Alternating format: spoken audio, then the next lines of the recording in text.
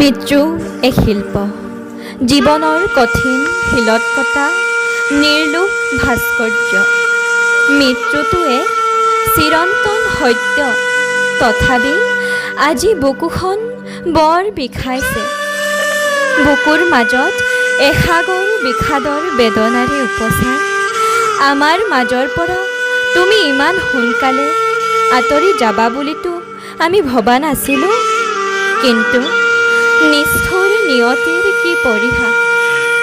সেইদিনা 2025 চনৰ 20 এপ্ৰিল ডুমডুমাৰ ৰূপবনত হোৱা মটৰ চাইকেলৰ দুৰ্ঘটনাৰ পাছত এনেদৰে কিবা অনাকাংক্ষিত বাতৰি আহিব বুলিতো কোনেও কামনা কৰা নাছিল। তথাপি আহিল সেই দুঃসংবাদ। তোমাৰ পিতৃ-মাতৃ বুকু উদং কৰি চিৰদিনলৈ গলাগৈ কোনোবা অচিন দেশলৈ।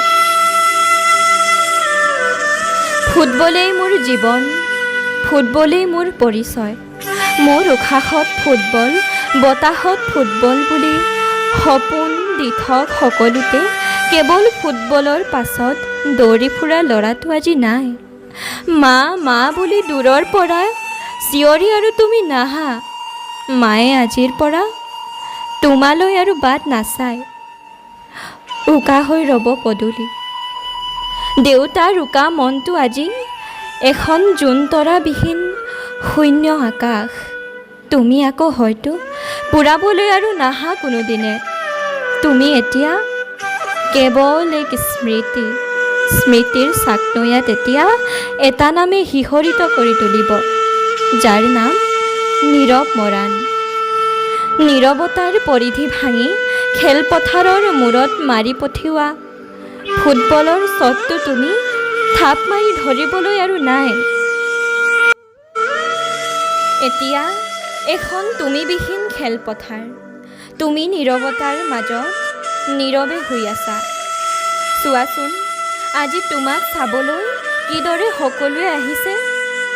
সকলোৱে কিমান ভাল পাইছিল তোমাক, দেখিছানে বাৰু? তোমাৰ নিথৰ দেহটোক ভাৰ ববলৈ কিদৰে সমাগম ঘটিছে চোৱাচোন। আজি কি বুলি তোমাক শ্ৰদ্ধাঞ্জলি জনাম। তুমি য'তেই থাকা কুশলে থাকা। আজি তোমাৰ আদ্যশ্ৰাদ্ধত তোমালৈ শতকোটি শ্ৰদ্ধাঞ্জলি যাচিলোঁ। ধন্য নীৰৱ, তুমি আজি ধন্য। আমাৰ মাজত তুমি সদায় অমৰ হৈ থাকিবা।